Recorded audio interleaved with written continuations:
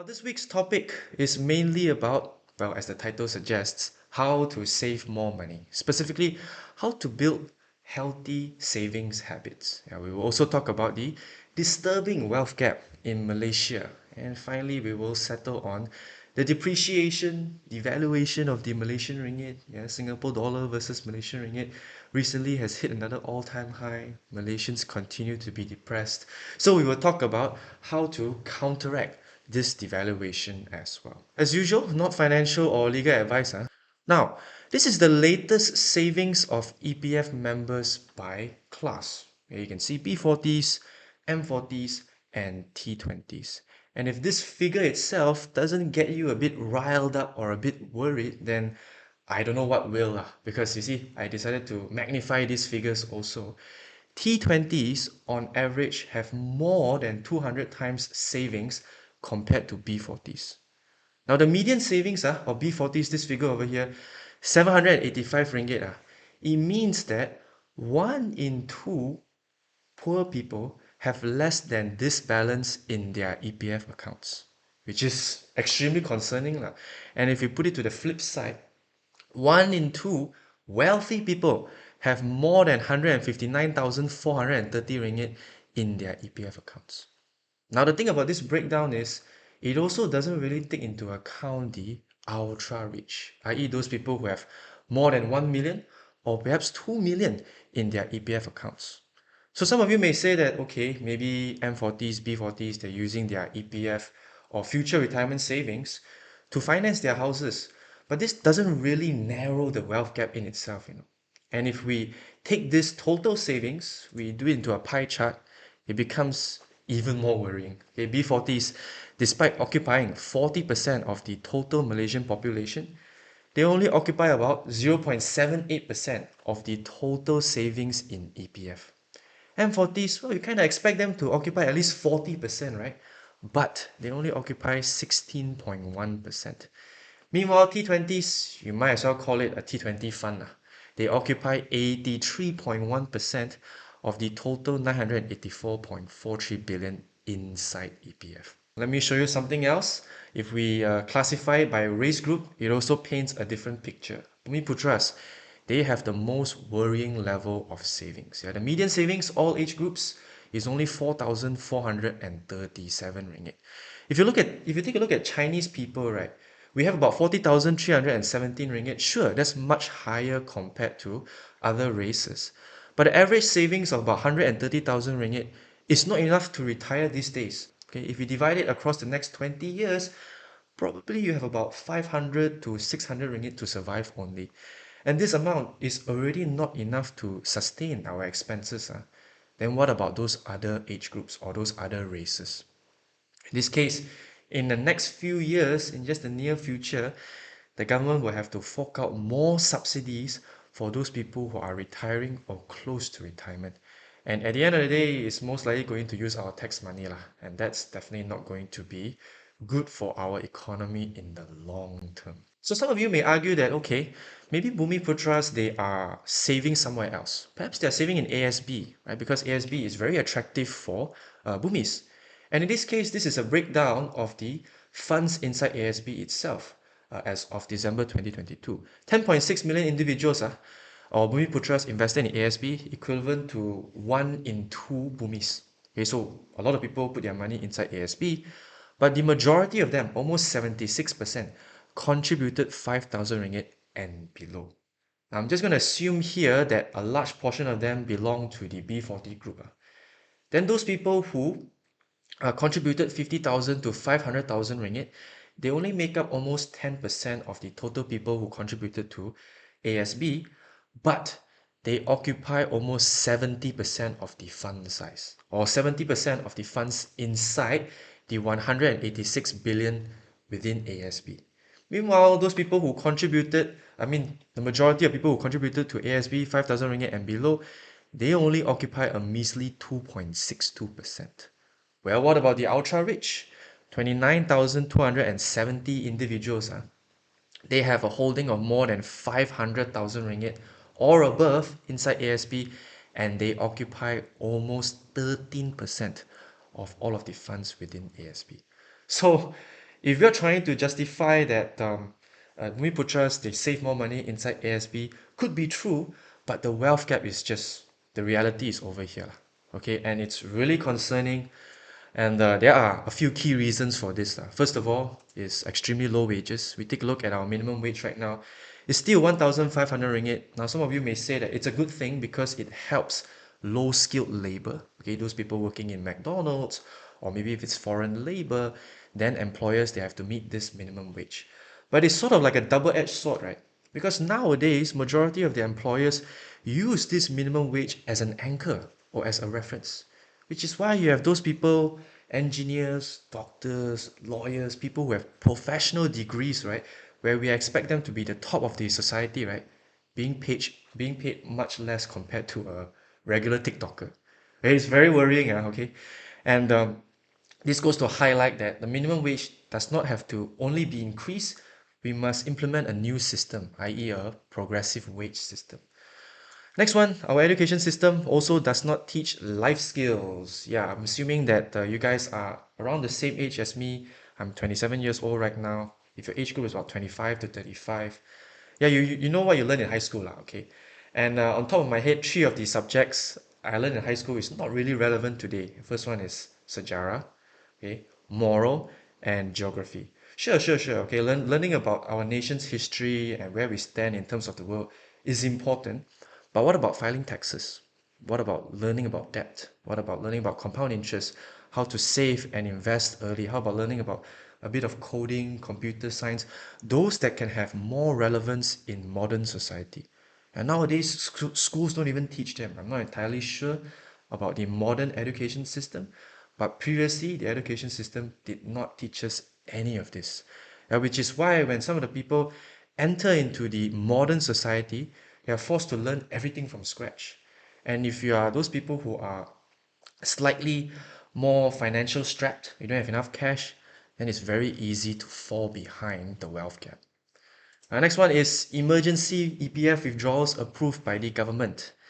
Yeah, in the height of the COVID pandemic itself, the previous administration approved 4 emergency withdrawals, which saw a total of 145 billion ringgit siphoned from the retirement fund. Sure, majority of the people needed those funds. Okay, some people really rely on those funds to sustain their expenses, but there are also some people who, at the end of the day, use that money to splurge on unnecessary items. Which is why we are seeing this very worrying figures over here, and also one of the big reasons why the wealth gap is growing and growing. Now, when we talk about savings, right, not just retirement savings, you must have a minimum based on your age. Okay, so like me, if you're 27 this year, take a look at your EPF account right now and total up your savings apart from EPF. They should exceed 24,000 ringgit. Okay, so the total figure, not just in EPF. And what if you are closer to retirement? If you are 55 today, then you need at least 240,000 ringgit right now, according to EPF. And this will give you about 1,000 ringgit per month to sustain your expenses for the next 20 years, assuming EPF pays 5 to 6% every year. Now, this 1,000 ringgit per month, we all know that at this day and age is certainly not enough to survive. But put it this way, it's much better to have some savings stored somewhere than have none at all, especially when we no longer have the capability to convert time into money. So take these few seconds. I'm going to just rewind back these two slides. Take a look at your current age. Take a look at this figure here. Then quickly check whether you have enough savings or not, whether you exceed this minimum.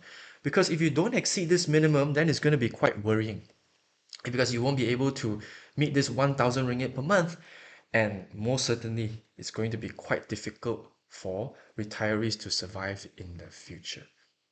So some tips if you are struggling to save, okay, if you do not exceed the minimum balance or you just exceed it slightly, well, first things first, try to save during the start of the month. Yeah, majority of the people, right, they save whatever that's left during the end of the month. Except very often, right, nothing is left in their bank accounts. So why not today onwards change your saving strategy and pay yourself first when your salary comes in. Just fix the percentage, maybe 5 to 10% of your salary, and try to set it aside for your future savings. And next, separate your savings into different accounts. This one is actually pretty important because savings is more like a mental game, Whenever you see leftover balance in your bank account, right, you are very tempted to go and spend that leftover balance because you have the impression that, oh, I still have money left, I still can spend on this. But if you already save during the start of the month and you separate it into a different account, it doesn't have to be a bank account. It can be like cash apps like Rise, Versa, etc. Then you know you have already saved for your future, and whatever that's left within your bank account, you can spend it without any guilt. Your main bank account, that is to say. Thirdly, break large goals down into smaller chunks. Let's say your goal is to save 10,000 ringgit this year, which is actually quite a big goal. On average, you have to save about 833 ringgit every month, which some people may struggle to. And in this case, why not just break it down into a smaller goal and increase the frequency, right? So smaller goal meaning like 1,000 ringgit in 3 months, or maybe like 100 ringgit a week, or maybe 50 ringgit a week. That way you can gradually work your way upwards and make your progress towards bigger goals. So fourthly, save whatever you can. Now let's say the start of the month, you already set aside 5 to 10% of your salary. Okay, you already separate your savings into different accounts. Then at the end of the month, you still have about 50 to 100 ringgit left. Rather than spending the remaining inside that bank account, why not just save for your future, right? So reduce your wants, try to cut down on your wants, and convert them into savings. Small savings, they really go a long way to your financial freedom. Finally, this is the most important one. Don't just save, invest as well.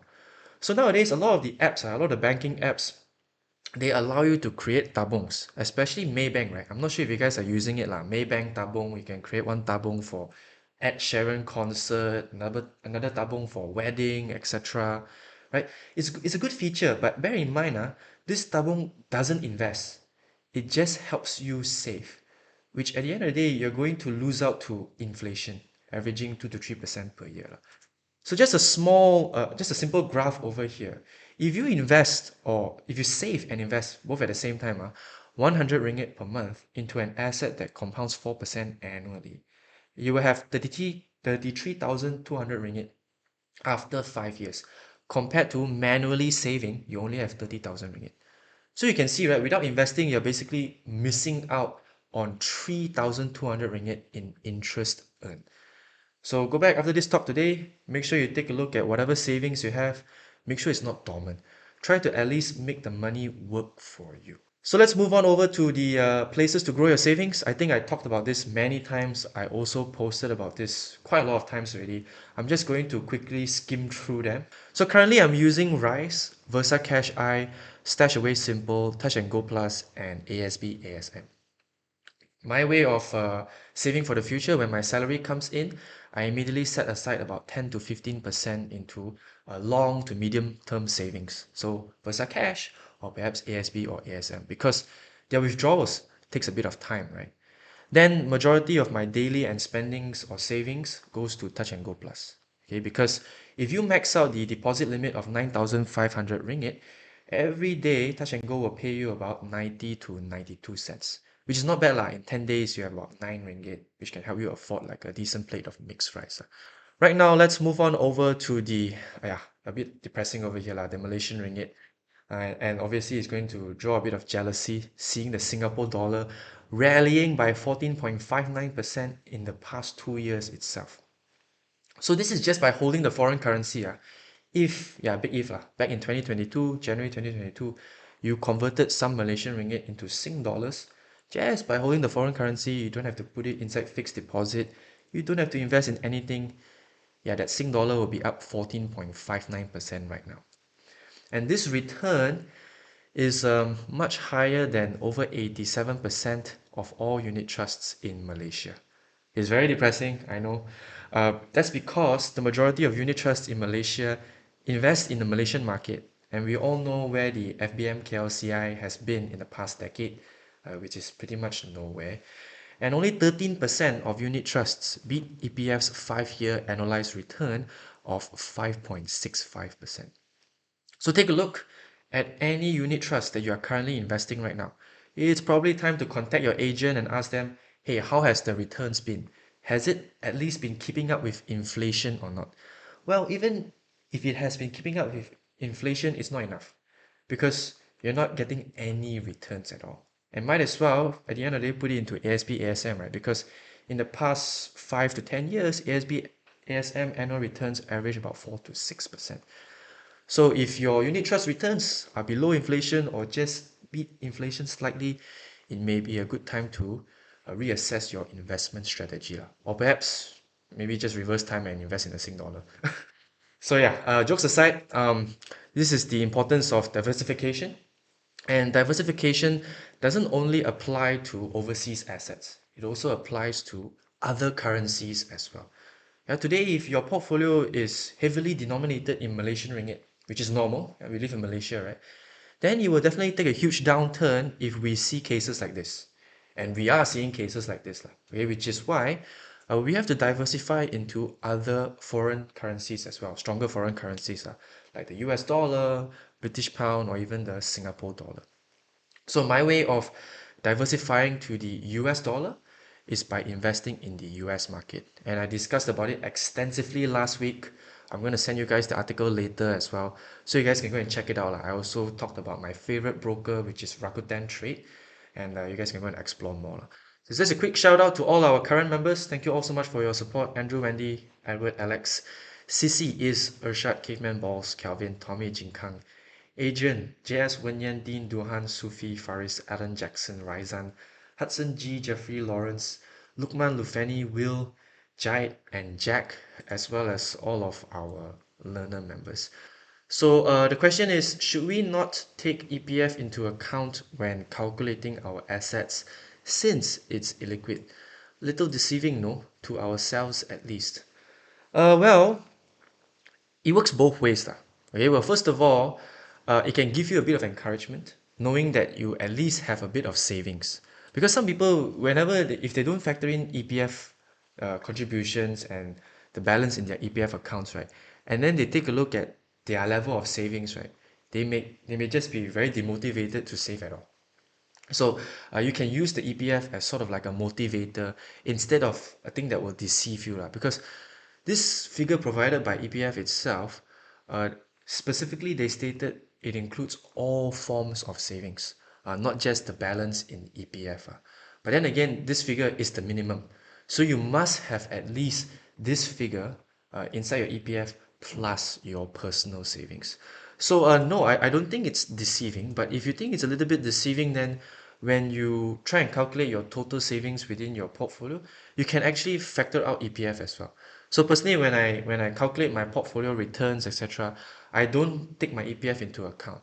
But when it comes to basic savings, right, yeah, in this case, the topic today, then I will definitely take into account my EPF balance as well. Again, thank you guys so much for joining. We'll be back here same time next week, 10 p.m. with a different topic. I will see you guys next week. Bye, guys. Good night. Stay safe.